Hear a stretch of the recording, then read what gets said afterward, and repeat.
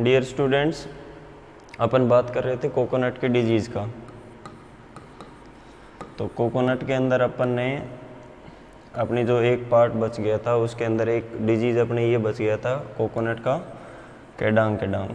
ठीक है, केडांग केडांग के बारे में मैंने बोला, इसके बारे में ज़्यादा कुछ नहीं पूछते, इसका कॉजल ऑर्गेनिज्म पूछते हैं। कोकोनट का केडांग केडांग होता किससे है, इसका कॉजल ऑर्गेनिज्म पूछते हैं। तो ये बिल्कुल माइनर डिजीज़ है, तो अपने इसमें ये याद रखना है कि ये किससे होता है, वायरॉइड। ये ऑब्जेक्टिव मल्टीपल चॉइस में पूछ सकते हैं या फिर ये ब्लैंक्स में पूछ सकता है कि कोकोनट केडांग केडांग डिजीज़ किसके द्वारा होता है, वायरॉइड का। तो इसका इतना ही याद करना है, ज़्यादा इसका कुछ नहीं पढ़ना अपने को। उसके बाद अपने इसके अंदर एक आता है रूट विल्ट। कोकोनट के अंदर एक डिजीज़ अपने सिलेबस के अंदर दे रखा है रूट विल्ट, या फिर इसको बोलते हैं केरला विल्ट। केरला विल्ट, तो केरला विल्ट डिजीज़, विल्ट होता किससे, विल्ट देखो फ्यूजेरियम से होता है। अब तक तो अपन ने पढ़ा था किससे, फ्यूजेरियम की वजह से। विल्ट मैंने पहले बता दिया कि विल्ट एक सिम्टम है। विल्ट क्या है, एक सिम्टम है। किसी से भी हो सकता है, फंगस से हो सकता है, वायरस भी कर सकता है, बैक्टीरिया भी कर सकता है, और माइकोप्लाज्मा जैसे भी कर सकते हैं। तो विल्ट एक सिम्टम हो गया। विल्ट किस कैटेगरी में आता है, नेक्रोसिस। तो प्लांट का नेक्रोसिस होना मतलब उसके टिश्यू का ब्राउन होना या डेड होना, तो क्या कहलाता है, नेक्रोसिस। और उसी वजह से क्या होता है, विल्ट। यानी कि विल्ट होने से, जो नेक्रोसिस होने से पहले का जो सिम्टम होता है तो वो विल्टिंग अपीयरेंस होती है कोई भी चीज़ का। नेक्रोसिस के अंदर अपन बात करें विल्ट होती है, तो मतलब पौधे के भाग की मृत्यु होने से पहले उसमें क्या होगा, विल्टिंग होगा। कौन सी भी विल्ट की अपन बात करें तो वो एक नेक्रोसिस टाइप का सिम्टम होता है। नेक्रोसिस का मतलब यही होता है कि उस भाग का खत्म हो जाना, मृत्यु हो जाना, डिग्रेड हो जाना, उस भाग का रिमूव हो जाना, उस हिस्से का मतलब सड़ जाना अपने आप में। ठीक है, तो इसको बोल देते हैं विल्टिंग होना। तो विल्टिंग में देखो क्या होता है, विल्टिंग में एक चीज़ तो बताया था कि मैंने, loss of turgidity. Turgidity loss होना मतलब उसके अंदर पानी की कमी शो करता है, तो उस चीज़ को अपन विल्ट बोल सकते हैं। ठीक है, तो अब इसके अंदर देखो ये विल्ट होता किससे है, पहली चीज़ तो ये इसका कॉजल ऑर्गेनिज्म होता है एक फाइटोप्लाज्मा। तो ये क्या होता है कॉजल ऑर्गेनिज्म, ये जो माइकोप्लाज्मा या फाइटो एमएलओ बोलते हैं जिनको, फाइटोप्लाज्मा इसका कॉजल ऑर्गेनिज्म होता है। इम्पोर्टेंट ये है कि अपन विल्ट की जब बात करते हैं तो दिमाग में एक चीज़ आती है कि फ्यूजेरियम। हम विल्ट की बात करते हैं, मोस्टली बात कर रहा हूँ अपने सिलेबस के अंदर, मोटे मोटे तौर पे अपन बात करें तो कि विल्ट के अंदर अपन ऐसे भी सोच लें कि विल्ट का अपने को कुछ लिखना है तो विल्ट के बारे में लिखेंगे, तो अपने कॉजल ऑर्गेनिज्म के बारे में सोचते हैं तो वहाँ क्या कर देते हैं, गलती कर देते हैं अपन की, हो सकता है अपने दिमाग में नहीं हो तो क्या याद रहता है कि फ्यूजेरियम ही होगा। तो बच्चे क्या करेंगे, फिर फ्यूजेरियम लिखा और उसके आगे ऑक्सीस्पोरम या फिर फ्यूजेरियम का स्पीसीज, मतलब कुछ तो सही लिख दिया ना उसका, ये गलत हो जाता है। क्यों, क्योंकि इसके अंदर फ्यूजेरियम का तो कोई रोल ही नहीं है, तो इसके अंदर क्या आता है, फाइटोप्लाज्मा। तो याद रखने वाली बात यह है कि रूट विल्ट या केरला विल्ट, कोकोनट की root wilt disease is caused by, किसके द्वारा होती है ये, फाइटोप्लाज्मा से।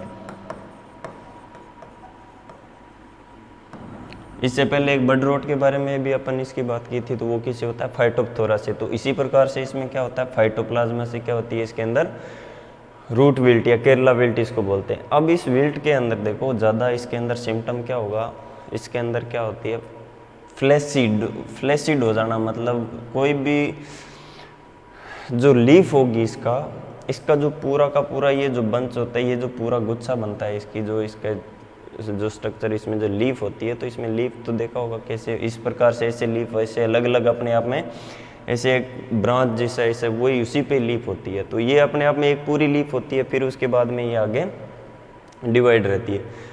तो इसका जो ये स्ट्रक्चर होती है, इसके अंदर देखो इस लीफ के अंदर सिम्टम में क्या दिखता है कि लीफ के अंदर येलोविंग शो करेगा, और फ्लैसिडिटी मतलब क्या हो जाएगी, पूरी की पूरी जो लीफ होगी वो सॉफ्ट या कमज़ोर हो जाएगी, बिल्कुल कमज़ोर हो जाती है लीफ। ठीक है, तो इसका जो डायग्नोस्टिक जो करेक्टर या डायग्नोस्टिक सिम्टम जिसको बोलते हैं, तो फ्लैसिडिटी ऑफ लीव्स, क्या बोलते हैं उसको, फ्लैसिडिटी ऑफ लीव्स। जो पत्ती होती है उसकी फ्लैसिडिटी मतलब कमज़ोर या उसका सॉफ्ट हो जाना, इसकी जो लीफ होती है वो क्या हो जाएगी, सॉफ्ट हो जाएगी या कमज़ोर हो जाएगी। ठीक है, या फिर ऐसे लूज हो जाएगी। दूसरी चीज़ इसमें क्या होगा, लीव्स शोज येलोविंग। अब इसमें अपने सिम्टम की बात करें तो सिम्टम में क्या होगा, पत्तियां जो होगी वो क्या करेगी, leaves shows yellowing of whorl. जो इसका वर्ल किसको बोलते हैं, जो इसका जो ऐसे जो इसकी छतरीनुमा ऐसे जो इसकी लीफ की जो स्ट्रक्चर होती है ना, तो इसका जो ये जो हिस्सा होता है, इस वाले हिस्से को जो सेंटर पोर्शन होता है इसको बोल देते हैं वर्ल। ठीक है, वर्ल होता है, वर्ल से इसकी येलोविंग स्टार्ट होगी। ठीक है, एंड मूव आउटवर्ड मतलब बाहर की ओर फैलेगी। ठीक है, एंड मूव आउटवर्ड मतलब बाहर की ओर। वर्ल के आंतरिक हिस्से से मतलब इसकी येलोविंग स्टार्ट होगी और कहाँ जाएगी, उसके बाहर वाले हिस्से की तरफ वो येलोविंग फैलने लग जाएगी। ठीक है, तो अब इसके अंदर देखो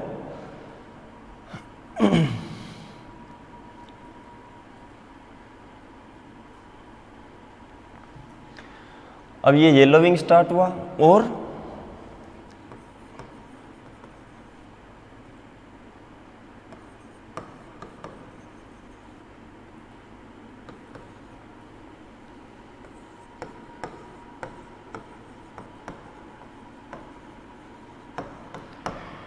जो लीफ होगी वो मेमेल्स की जो रिब्स होती है, रिब्स मतलब जैसे पसली जो होती है या फिर हड्डी जो होती है, उस प्रकार की स्ट्रक्चर में परिवर्तित हो जाएगी। येलोविंग स्टार्ट होगी प्लस फ्लेसिडिटी मतलब वो कमज़ोर हो जाएगी, तो ऐसे घूम जाएगी, जैसे अपने पसलियाँ ऐसे घूमी हुई होती है ना, तो उसी प्रकार से, या फिर ऐसे जैसे पसलियों की शेप ऐसे होती है, तो इस प्रकार की ऐसे शेप रिब बन जाएगी। मतलब ये अपने आप में क्या होगी, ये कमज़ोर हो जाएगी, येलोविंग हो जाएगी इसकी, और उसके बाद में क्या हो जाएगा, ये मेमेल्स की जो रिब होती है उसके जैसी इसकी स्ट्रक्चर बन जाएगी, तो उसको बोलते हैं फ्लैसिड लीफ। ठीक है, अब इसके बाद में क्या होगा, देखो येलोविंग स्टार्ट हुआ, लीफ की एंटायर जो प्लांट होगा वो क्या करेगा, एंटायर प्लांट धीरे धीरे लेटर स्टेज में क्या होगा, पूरा प्लांट जो होगा, एंटायर प्लांट बिकम येलो, पूरा प्लांट जो होगा वो येलो हो जाएगा। ठीक है, उसके बाद में इसमें क्या होगा, शेडिंग ऑफ बटन्स और इमेच्योर नट्स। इस पे जो इमेच्योर नट होते हैं, जो कोकोनट लगता है, तो उस टाइम में जो इसकी छोटी छोटी जो स्टेज होती है उसको बटन्स बोलते हैं, या फिर इसका इमेच्योर जो नट होता है वो अपने आप में वो क्या होगा, धीरे धीरे उनकी शेडिंग हो जाएगी, मतलब झड़ जाएंगे। Shedding of buttons and immature nut, उसका जो नट्स होंगे वो झड़ जाएंगे। ठीक है, तो ये इसका लीफ का सिम्टम होता है कि इसकी लीफ कमज़ोर हो जाएगी, फ्लैसिड मतलब वो मुलायम या कमज़ोर हो जाएगी, और उसके बाद में उसकी येलोविंग होगी। येलोविंग के बाद में पूरी लीफ जो होगी पूरी की पूरी, वो येलोविंग के बाद क्या होगा, अल्टीमेटली होना तो उसको ड्राई है, तो वो ड्राई हो जाएगा पूरा। ठीक है, पूरा प्लांट येलो हो जाएगा और उसके जो नट्स होंगे वो पूरे के पूरे झड़ जाएंगे। ठीक है, अब उसके बाद में इसका जो सिम्टम दिखता है तो वो किस पे अपन बात करें, तो रूट पे। ठीक है, तो रूट का जो सिम्टम होगा तो उसमें क्या होगा, रोटिंग ऑफ रूट्स, रूट की जो होगी उसकी रोटिंग हो जाएगी। ठीक है, ओल्ड रूट या फिर जो लीव जो रूट होती है इसकी, उसकी पूरी की पूरी, उसका जो कोर्टेक्स होता है, उसका जो कोर्टेक्स यानी कि मतलब उसके बाहर का जो, जिसको अपन छाल बोल दें, तो उसका जो उसकी सरफेस जो होती है रूट की, उसकी पूरी की पूरी रोटिंग हो जाएगी। ठीक है, लीफ और इसकी पूरी जो रूट जो होगा, पूरा रूट जो होगा उसका रोटिंग हो जाएगी। एंड रोटिंग के साथ में क्या होगा,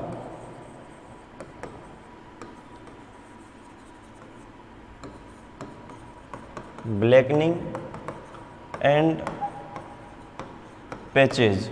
इसके ऊपर क्या बन जाएंगे, लीफ की जो रूट होगी उस पर क्या बन जाएंगे, धब्बे बन जाएंगे, या फिर रूट की क्या हो जाएगी, ब्लैकनिंग हो जाएगी, काली पड़ने लग जाएगी, और उसके ऊपर पैचेज यानी कि धब्बे बन जाते हैं। तो ये इसका रूट पे सिम्टम होता है। ठीक है, अब इस वजह से क्या होता है, देखो जो विल्ट जो डिजीज होती है, इस वजह से ये क्या करती है, एक डिजीज इसके साथ में और आ जाती है। ठीक है, तो वो होती है जैसे लीफ रोट डिजीज होती है। लीफ रोट डिजीज होता है, इसके अंदर बायोपोलरिस जो फंगस होती है उसके द्वारा फैलती है। वो क्या करती है, कोएग्जिस्ट होती है। कोएग्जिस्ट मतलब इसके साथ में वो डिजीज भी आती रहती है। उस लीफ, उस डिजीज़ का कारण क्या होता है, उस डिजीज़ की वजह से क्या होता है कि इसकी जो लीफ होगी, लीफ के ऊपर जो बाइपोलरिक्स की वजह से क्या होंगे, ब्लैक कलर के धब्बे बन जाते हैं, तो पूरी पत्ती पे क्या हो जाती है, ब्लैकनिंग हो जाती है। तो ये पैथोजन रूट विल्ट के साथ साथ में चलता है और इसका लीफ पे और रूट पे भी इसका सिम्टम दिखाई देता है। तो ये ब्लैकनिंग करने का काम करता है, वो बाइपोलरिस फंगस करती है। तो अपने इसको नहीं पढ़ना, पर इसका नाम आता है इसके साथ में, तो ये डिजीज़ को इसके साथ में आती है ये, ठीक है। तो ये रूट पे ये सिम्टम ब्लैकनिंग हो जाएगी और जो रूट होगी उसके ऊपर पैचेज बन जाएंगे और उसकी कॉर्टेक्स जो होता है उसकी रोटिंग हो जाती है, ठीक है। तो ये रूट का पूरा डैमेज हो जाएगा, तो बाद में अपने आप से प्लांट ड्राई होने लग जाता है, सूख जाता है और उसकी शेडिंग हो जाएगी, लीफ की येलोइंग हो जाएगी और अल्टीमेटली जो लीफ होगी और उसकी जो फ्रूट शेडिंग, लीफ की येलोइंग और उसके बाद में लीफ की ड्राइंग, तो पूरा का पूरा इसका जो प्लांट होगा वो धीरे धीरे सूखने लग जाएगा। ये तो हो गया इसका सिम्टम। अब इसके अंदर एक चीज़ और होती है, इसके अंदर एक क्वेश्चन और पूछ सकता है कि इस डिजीज़ को फैलाने के लिए इसके अंदर एक वेक्टर का या रोल रहता है, इसके अंदर एक्सटर्नल एजेंसी होती है। तो वो वेक्टर जो होता है, वेक्टर यानी कि वाहक कौन होता है इस बीमारी का, तो वो इसके अंदर क्या होता है, less wing bug. Less wing bug ये इंपॉर्टेंट है तुम्हारे ये एग्जाम में, इसमें ऑब्जेक्टिव मल्टीपल चॉइस में या फिर ब्लैंक्स में पूछ सकता है कि जो इसकी केरला विल्ट या रूट विल्ट होती है कोकोनट की, उसका वेक्टर का नाम क्या होता है, तो less wing bug, less wing bug. तो ये याद करना है, ठीक है। अब इसके अंदर एक चीज़, उसके अंदर फेवरेबल कंडीशन की बात करें तो फेवरेबल जो कंडीशन होती है, फेवरेबल कंडीशन में इसके अंदर क्या होगा, देखो एक चीज़ तो इसके अंदर लोमी सॉइल इसको डिजीज़ को फेवर करती है, ठीक है, लोमी सॉइल डिजीज़ को फेवर करती है, ठीक है। और फर्टिलाइज़र, इम्बैलेंस फर्टिलाइज़र यूज, ठीक है, बैलेंस फर्टिलाइज़र यूज़ नहीं करने की वजह से, यानी कि इम्बैलेंस या फिर इनप्रॉपर फर्टिलाइज़र की वजह से इसके अंदर क्या होता है, इसके अंदर ये इसको फेवर करती है डिजीज़ को, ठीक है। तो ये इसके प्रीडिस्पोजिशन के फैक्टर का, यानी कि ये क्या करता है, इसको वेक्टर को भी फेवर करती है, तो ये इसका प्रीडिस्पोजिशन हो गया।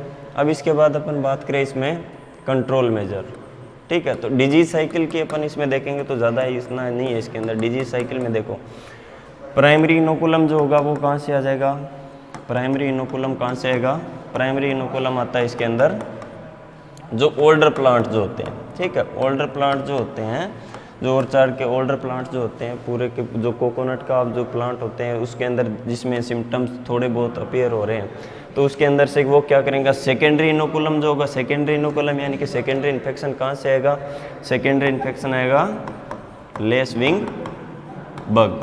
तो वो क्या करता है, एक प्लांट से दूसरे प्लांट पे डिजीज़ को ट्रांसफ़र करता रहता है। तो ये इसका क्या हो जाएगा, प्राइमरी इनोकुलम तो ओल्डर प्लांट जितने भी होते हैं वो, और सेकेंडरी और प्राइमरी अल्टीमेटली यही रहता है, ठीक है। जो एक प्लांट जो, क्योंकि ये जो प्लांटेशन क्रॉप या फिर जो ये जो क्रॉप होती है अपने हॉर्टिकल्चरल जो क्रॉप होती है, तो हॉर्टिकल्चरल क्रॉप में ऐसे तो है नहीं कि अपने सीजन आफ्टर सीजन उसको हटा देते हैं, ऐसा तो सिस्टम होता नहीं। एक बार लगा देते हैं तो 10 साल 15 साल 5 साल 20 साल कितने भी हो तो उतने टाइम तक वो प्लांट बने रहते हैं, उनमें इन्फेक्शन भी बना रहता है। कुछ प्लांट ऐसे भी होते हैं जिनमें इन्फेक्शन के साथ साथ में कुछ ना कुछ प्रोडक्शन आता रहता है, तो वो चीज़ें अपने उन पे ध्यान नहीं देते, तो कई बार क्या होता है वो पूरे ऑर्चार्ड को ख़त्म कर देता है। तो ओल्डर प्लांट जो होते हैं इसका इनोकुलम का सोर्स होता है, और लेस विंग जो होता है इसका सेकेंडरी इन्फेक्शन यानी कि डिजीज़ को फैलाने का या स्प्रेड करने का काम करता है। तो ये इसकी डिजीज साइकिल हो जाएगी, ठीक है।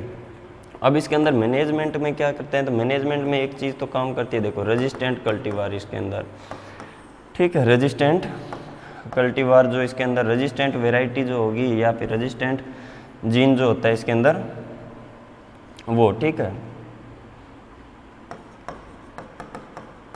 रेजिस्टेंट वेराइटीज और रीप्लांट कर देते हैं अपन, ठीक है। क्या करेंगे, अपने को रीप्लांट यानी कि रिप्लेस करना होता है उसको, तो रीप्लांट कर देंगे। रीप्लांट करने से पहले क्या करेंगे, जो डिजीज प्लांट होगा उसको रिमूव कर देंगे, अपरूट कर देंगे, वहाँ से हटा दो, और उसके बाद में वहाँ पे ऑर्चार्ड में रीप्लांट कर दो। रीप्लांटेशन मतलब वहाँ पे दोबारा नए कोकोनट के प्लांट लगा दो, वो भी किसके, रेजिस्टेंट वेराइटी के, ठीक है।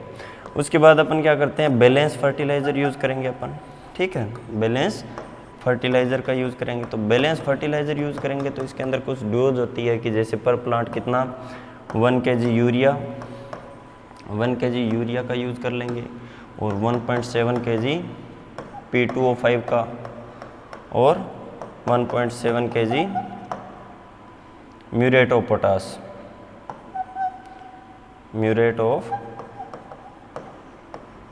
पोटास, MOP जिसको बोलते हैं, म्यूरेट ऑफ पोटास का यूज़ कर लेंगे 1.7 kg। तो ये बैलेंस इसका दे रखा है कि बैलेंस जो फर्टिलाइज़र का डोज होता है वो ये होता है। तो बैलेंस यूज फर्टिलाइज़र करना चाहिए अपने को, और लोमी सॉइल होती है उसको अवॉइड करना होता है। और उसके बाद में इसका कंट्रोल करते हैं तो फाइटोप्लाज्मा है। तो फाइटोप्लाज्मा क्या होता है, जाइलम और फ्लोएम इनहिबिटिंग होगा। तो फ्लोएम इनहिबिटिंग होगा, फ्लोएम इनहिबिटिंग होगा। तो फ्लोएम इनहिबिटिंग जो होगा तो इसके अंदर अपने क्या कर सकते हैं, एंटीबायोटिक भी अपन यूज़ करें तो टेट्रासाइक्लिन, मैंने पहले भी बोला इसके बारे में, ट्रू फॉल्स भी पूछ सकता है। और टेट्रासाइक्लिन एंटीबायोटिक इसके लिए काम में लेते हैं अपन, फाइटोप्लाज्मा के लिए। तो टेट्रासाइक्लिन जो होता है इसका अपन स्प्रे कर सकते हैं टेट्रासाइक्लिन का। और इसके बाद में क्या करेंगे, देखो स्प्रे का कैसे स्प्रे करते हैं, इसमें कितना प्लांट का हाइट कितना होता है, ये सब चीज़ें इम्पॉसिबल टाइप का इससे हो सकता है। तो लेस विग का अपन कंट्रोल करें तो लेस, इसमें सबसे बेस्ट जो होता है वो रेजिस्टेंट वेराइटी का हो गया, ठीक है। सबसे बेस्ट जो होता है वो रेजिस्टेंट वेराइटी। और लेस विंग होता है तो लेस विंग जो होता है उसके अंदर लेस विंग बग जो होता है, तो बग कंट्रोल कर सकते हैं अपन, बग को मार सकते हैं। तो बग का अगर अपने सोइल के अंदर अगर बग के एग्स होते हैं तो उनको हटा सकते हैं, या फिर प्लांट पे जो बग्स हो गए उनको मारने का काम कर सकते हैं थ्रू केमिकली, ठीक है। तो ये इसका मैनेजमेंट हो जाएगा। अब इसके बाद अपन बात करते हैं कोकोनट का, तो हो गया कंप्लीट। और इसके बाद में नेक्स्ट अपन डिजीज़ की बात करें, एक ओकरा की। तो ओकरा के अंदर एक डिजीज़ होती है, अपने कोर्स के अंदर दे रखी है, येलो वेन मोजेक। मोजेक का मैंने पहले भी बता दिया कि मोजेक का मतलब क्या होता है, अल्टरनेटिंग कलर, कलर का अल्टरनेटिंग होता है, मतलब ग्रीन के साथ में येलो, ऐसा कॉम्बिनेशन बन जाता है तो उसको मोजेक बोलते हैं। तो ये जो टाइप होता है ये क्या हो गया, मोजेक है ये अपने आप में, ठीक है।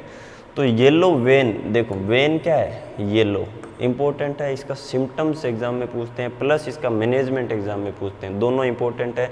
याद करने वाले इसमें मेन चीज़ क्या होती है कि येलो वेन मोजेक, ओकरा की येलो वेन मोजेक के सिम्टम्स लिखो, ठीक है। ये पूछ लेगा जो तुम्हारे 4 नंबर का क्वेश्चन आता है, या 6 से 8 लाइनें होती है तो उसमें सिम्टम पूछ लेगा, या फिर management of yellow vein mosaic, yellow vein mosaic का मैनेजमेंट प्रैक्टिसेस पूछ लेगा। तो ये इंपॉर्टेंट है। येलो वेन मोजेक होता किससे है, येलो वेन मोजेक वायरस से होता है। तो ये डिजीज़ किससे होती है, वायरस। एक तो इंपॉर्टेंट, ये ऑब्जेक्टिव टाइप का इंपॉर्टेंट डिजीज़ है, ठीक है। दूसरा इंपॉर्टेंट क्वेश्चन इसका क्या है, इसका वेक्टर पूछते हैं। तो vector of yellow vein mosaic का क्या है, white fly.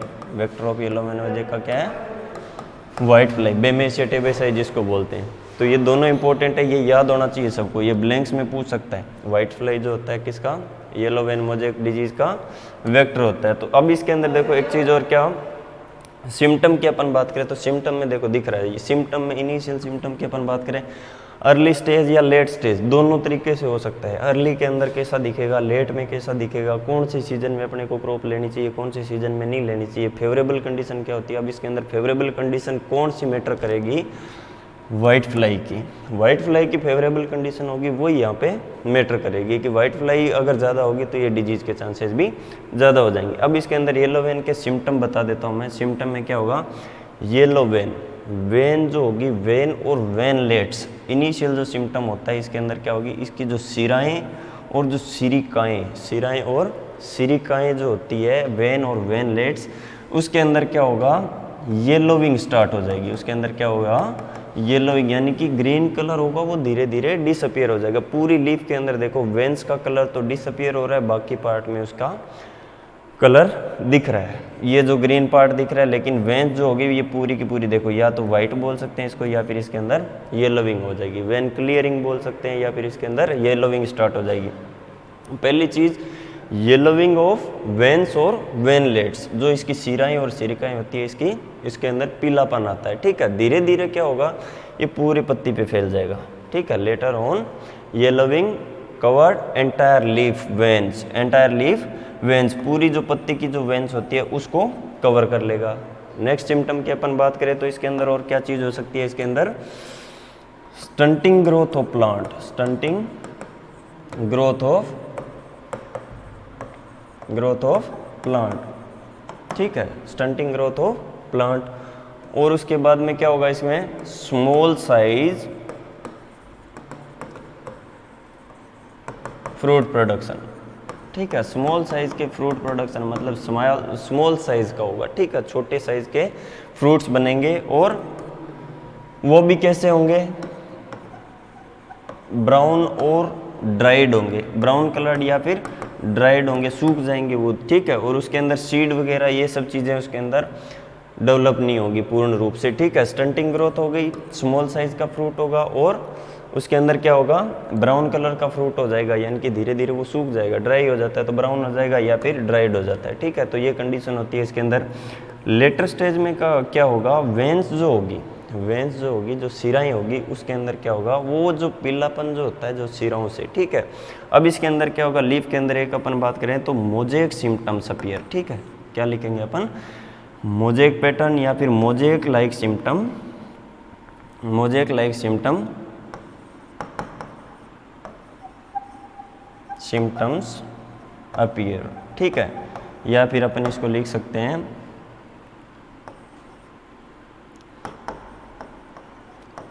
Alternating green and yellow colour. पत्ती पे क्या होगा, पीले और हरे रंग का अल्टरनेटिंग हो जाएगा, मतलब एकांतरण हो जाता है। क्या करेगा, जो लीफ होगी उसके ऊपर ग्रीन कलर और येलो कलर का इसके अंदर एकांतरण हो जाता है। मोजेक सिम्टम्स, पत्ती जो पूरी होगी उसमें शो करेगा। लेटर स्टेज में क्या होगा, जो वेंस की जो येलोइंग स्टार्ट हुई थी वो क्या होगा, उसके अंदर क्या होगा, एंटायर लीफ बिकम, शॉर्ट में लिख रहा हूँ मैं इसको दोनों को, एंटायर लीफ बिकम येलो, और येलो जो येलो कलर होता है वो कवर करता है एंटायर लीफ को, ऐसे भी लिख सकते हैं, ठीक है। Entire leaf become yellow and dried up, मैं सीधा इसको लिख दिया कि ये पूरी की पूरी पीली होगी और उसके बाद में पूरी सूख जाएगी, ठीक है। नो सीड प्रोडक्शन होगा और नो फ्रूट प्रोडक्शन, दोनों टाइप के सिम्टम होते हैं इसके अंदर। कुछ अर्ली कंडीशन होती है तो अर्ली कंडीशन के अंदर कुछ प्लांट पे फ्रूट डेवलप हो जाते हैं, ठीक है। और जो लेट जो होता है उसके अंदर उसके चांसेस कम हो जाते हैं, ठीक है। समर सीजन के अंदर अगर अपन ने इसकी समर की अगर क्रॉप लेते हैं, ठीक है, समर क्रॉप लेते हैं तो दो टाइप की होती है, खरीफ और समर की। तो समर की जो क्रॉप होती है तो मानसून सीजन के अंदर क्या होता है, वाइट फ्लाई की पॉपुलेशन बढ़ जाती है। तो वाइट फ्लाई की पॉपुलेशन बढ़ने की वजह से क्या होगा, इसके अंदर डिजीज के चांसेस ज़्यादा हो जाएंगे और उस टाइम में बहुत सीवियर इन्फेक्शन होगा, यानी कि बहुत तीव्र टाइप का इन्फेक्शन होता है। तो उस टाइम में ना तो इसमें फ्रूट डेवलप होने देगा और उस टाइम में क्या होगा, लीफ में जो सिम्टम्स होगा तो उसमें क्या होगा, वेन क्लियरिंग टाइप का सिम्टम होगा। वेन क्लियरिंग किसको बोलते हैं, मैंने पहले भी लिखवाया था, वेन बेंडिंग और वेन क्लियरिंग सिम्टम यहाँ काम आते हैं। वो देखो, वेन क्लियरिंग का मतलब हो गया कि वेन्स जो होती है उसका कलर डिसअपियर हो जाता है, और वेन बेंडिंग का मतलब होता है कि जो उसका वेन जो होती है उसकी साइड में डार्क कलर का बैंड बन जाते हैं। तो वेन क्लियरिंग का मतलब पूरी सिराएं जो होती है उसकी ग्रीन कलर डिसअपियर हो जाएगा, तो पूरा का पूरा उसको बोल देते हैं वेन क्लियरिंग, पूरा वाइटिश हो जाएगी वेन्स जो होगी। तो वेन की क्लियरिंग हो जाएगी और लीफ की येलोविंग स्टार्ट होगी और लीफ की पूरी श्रिंकेज हो जाएगी, ड्राइड अप होकर पूरी की पूरी लीफ खत्म हो जाएगी और अल्टीमेटली पूरा प्लांट उसमें क्या होगा, ड्राइड अप हो जाता है। तो ये इसके सिम्टम हो जाते हैं मेजर, ठीक है। अब इसके बाद में अपन इसकी बात करते हैं अपन फेवरेबल कंडीशन। तो यही हो गया कि समर सीजन जो होता है इसका फेवरेबल कंडीशन, या फिर वाइट फ्लाई की पॉपुलेशन, ये चीज़ें इसके अंदर, और डेंस प्लांटिंग, ये सब चीज़ें क्या होती है इसके अंदर, इसको फेवर करने वाली चीज़ें होगी, ठीक है। तो अब इसके बाद अपन बात करें अपन इसकी मैनेजमेंट की मैं बात करता हूँ। तो मैनेजमेंट में अपन क्या लिखते हैं इसके अंदर, मैनेजमेंट में अपन बायोलॉजिकली देखें तो बायोलॉजिकल जो कंट्रोल होता है, तो बायोलॉजिकल कंट्रोल, प्राइमरी इनोकुलम, देखो इसके अंदर प्राइमरी जो डिजीज जो फैलती किससे, वीड होस्ट से, वीड से ज़्यादा फैलने के चांस होते हैं। और वाइट फ्लाई इसका वेक्टर हो गया, तो वीड से इसके डिजीज के फैलने के चांसेस ज़्यादा होते हैं, ठीक है। तो बायोलॉजिकल कंट्रोल अपन इसके देखते हैं। तो बायोलॉजिकल कंट्रोल में क्या होगा इसका, नीम सीड कर्नेल एक्सट्रैक्ट बोलते हैं इसको, NSKE, ठीक है, 5% का छिड़काव, नीम सीड कर्नेल एक्सट्रैक्ट। नीम का जो दाना होता है या फिर जो बीज होता है वो उसको कर्नेल बोलते हैं, तो उसका एक्सट्रैक्ट, उसका रस निकाल के उसका 5% का सॉल्यूशन बना के और उसको छिड़काव कर सकते हैं। प्लस में और क्या कर सकते हैं अपन, गार्लिक का जो एक्सट्रैक्ट होता है उसका अपन छिड़काव कर सकते हैं, तो वो वेक्टर कंट्रोल में काम में आता है। ठीक है, अब इसके बाद में अपन क्या करें, इसके अंदर देखो बायोलॉजिकली तो ये हो जाता है।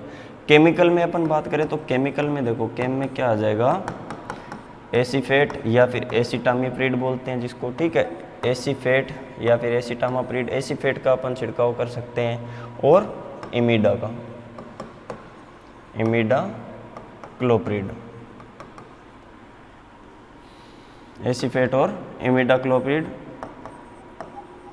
2 से 3 ml पर लीटर से अपन इसका छिड़काव कर दे। तो एसीफेट और इमिडा दोनों इसके अंदर सिस्टेमिक टाइप के इंसेक्टिसाइड है, तो वाइट फ्लाई के कंट्रोल में ये लाभदायक है। ठीक है, तो अब इसके बाद में अपन इसमें एसीफेट, इमिडाक्लोप्रिड, ये दोनों इसके केमिकल, और इमिडाक्लोप्रिड का अपन क्या कर सकते हैं, अपन सीड ट्रीटमेंट में भी वाइट फ्लाई जो वाइट फ्लाई के लिए अपन इसका सीड ट्रीटमेंट भी कर सकते हैं। ठीक है, सीड ट्रीटमेंट कर सकते हैं, तो सीड ट्रीटमेंट में भी इमिडाक्लोप्रिड लिख सकते हैं, तो सीड ट्रीटमेंट विद इमिडाक्लोप्रिड। ठीक है, अब इसके बाद अपन इसमें बात करें, कल्चरल प्रैक्टिसेस बहुत सारी होती है इसके अंदर, कल्चरल प्रैक्टिसेस भी कर सकते हैं। ठीक है, और इसके अंदर केमिकल और बायोलॉजिकल में तो ये 2 टाइप के केमिकल हैं, बाकी नए न्यू जनरेशन के भी हो सकते हैं, लेकिन ये भी अभी तक चलते हैं। ठीक है, तो ये दोनों सही होते हैं, इसके अंदर लिख सकते हैं अपन। अब इसके अंदर क्या करेंगे अपन, कल्चरल प्रैक्टिसेस की बात करते हैं, तो क्या करते हैं अपन, एवॉइड समर क्रॉप। ठीक है, एवॉइड समर क्रॉप या फिर मानसून सीजन या फिर ऑन सेट ऑन मानसून जो क्रॉप लेते हैं, जो यानी कि मानसून की शुरुआत के टाइम में जो क्रॉप लेते हैं, तो उस टाइम की क्रॉप को अपने एवॉइड करना चाहिए, टाइम एडजस्टमेंट। ठीक है, ताकि वेक्टर पॉपुलेशन जितनी कम होगी उतने डिजीज के चांसेस कम होते हैं। ठीक है, एवॉइड समर क्रॉप। और उसके बाद में अपन क्या कर सकते हैं, इरिगेशन मैनेजमेंट टाइप की ऐसी प्रैक्टिसेस यूज़ कर सकते हैं, फर्टिलाइज़र का भी कर सकते हैं। प्लस में अब इसमें क्या करेंगे अपन, बॉर्डर क्रॉप या फिर जिसको बोलते हैं ट्रैप क्रॉप। ट्रैप क्रॉप ऐसी होती है कि मेन अपनी जो मुख्य क्रॉप होती है उसके चारों तरफ, मुख्य क्रॉप के चारों तरफ में ऐसी क्रॉप लगाते हैं जो कि मेन क्रॉप के जो पेस्ट होते हैं उनको अट्रैक्ट कर लेती है अपनी तरफ, ताकि उसके अंदर जो होने वाला नुकसान होता है वो कम हो जाता है, तो उसको बोलते हैं अपन ट्रैप क्रॉप। तो इस प्रकार के जो बॉर्डर क्रॉप या ट्रैप क्रॉप बोलते हैं, तो इसके अंदर क्या करेंगे, मेज क्रॉप या फिर मेरीगोल्ड, ये 2 क्रॉप ऐसी होती है, इनको अपन ले सकते हैं, इसके चारों तरफ अपने बॉर्डर लगा सकते हैं। भिंडी के चारों तरफ ये बॉर्डर लगा देंगे तो उससे क्या होगा, उसके वाइट फ्लाई जो होगी वो इसकी तरफ अट्रैक्ट हो जाती है, तो इसके अंदर लॉस कम हो जाता है, तो बॉर्डर क्रॉप यूज़ कर सकते हैं। और क्या करते हैं अपन, इसके अंदर एक येलो स्टिकी ट्रैप होता है, उसका अपन यूज़ कर सकते हैं, जो क्या करेगा, वाइट फ्लाई को अपनी तरफ खींचता है और उसके बाद में वो येलो स्टिकी ट्रैप पे वो क्या होती है, चिपक जाती है। तो ये अपने उस फील्ड के अंदर अपन येलो स्टिकी ट्रैप भी लगा सकते हैं, बॉर्डर क्रॉप भी लगा सकते हैं। तो ये सारी प्रैक्टिसेस होती है वाइट फ्लाई को कंट्रोल करने के लिए। इसके अलावा अपन क्या करेंगे, अपन जैसे रेजिस्टेंट वेराइटी, रेजिस्टेंट कल्टीवार जो होता है इसका यूज़ कर सकते हैं। तो रेजिस्टेंट वेराइटी होती है, तो इसकी एक अर्का सीरीज़ है, तो अर्का जो सीरीज़ होती है उसके अंदर इसकी रेजिस्टेंट वेराइटी होती है, नोट्स में मिल जाएगी कौन सी है इसके अंदर, तो ठीक है, तो नोट्स में देख लेना इसको। अर्का सीरीज़ होती है वो इसकी रेजिस्टेंट वेराइटी होती है, कुछ नाम लिखना चाहो तो लिख देना, बाकी ये चीज़ें इसमें ज़रूर लिखना कि स्टिकी ट्रैप यूज़ करेंगे, बॉर्डर क्रॉप अपन यूज़ कर सकते हैं, ठीक है। और इसकी पॉपुलेशन, प्लांट की जो पॉपुलेशन होती है उसको मेंटेन रखना होता है कि ज़्यादा पॉपुलेशन इसके अंदर इन्फेक्शन के चांस भी ज़्यादा बढ़ा देते हैं। तो पॉपुलेशन इसकी ऑप्टिमम पॉपुलेशन होनी चाहिए, ठीक है, प्लांट की पॉपुलेशन भी ऑप्टिमम होनी चाहिए। सीड रेट का भी ध्यान रखना चाहिए इसलिए। और time of sowing, summer crop को अवॉइड करना चाहिए, यानी कि मानसून के टाइम में अपने ऐसे हो कि फ्लोरिंग स्टेज या फिर उस पर पोड फॉर्मेशन का जो स्टेज होता है वो बिल्कुल उस टाइम में नहीं आना चाहिए। तो इस टाइम को, इस टाइप को अपने एडजस्ट करके टाइम को और आगे पीछे करके इसको अवॉइड कर सकते हैं। तो ये आ जाती है इसकी मैनेजमेंट प्रैक्टिसेस। तो ये इंपॉर्टेंट है, मैनेजमेंट और इसके दोनों सिम्टम हो, ये दोनों इसके ज़्यादा इंपॉर्टेंट है, ये पूछते हैं एग्जाम के अंदर, तो अच्छी तरीके से इसको पढ़ लेना। बाकी कोई एक आध कोई पॉइंट अपनी तरफ से लिखना चाहो कहीं बुक में देख के तो वो भी इसमें लिख देना। बाकी 5-5 6-6 पॉइंट लिखोगे सफिशिएंट, आपकी 4-5 लाइनें भर जाएगी। इसके बाद अपन नेक्स्ट अपन देखेंगे कुकर बीट्स का और ब्रिंजल का, ये कुछ वेजिटेबल्स हो रहा है इसके अंदर। आज के लिए बस इतना ही। Thank you.